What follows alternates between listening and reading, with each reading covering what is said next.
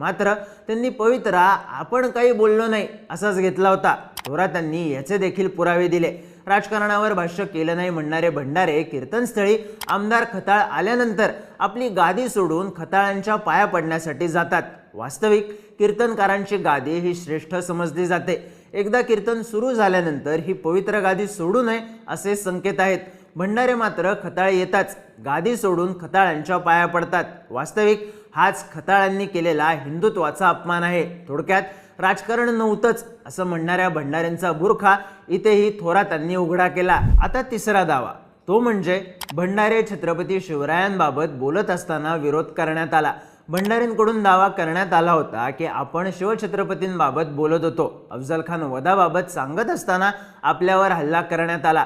पण थोरातांनी दाखवलेल्या फुटेजमध्ये तणावाचं कारण वेगळंच असल्याचं दिसतं। 9:30च्या सुमारास कीर्तनकार भंडारे बोलत असताना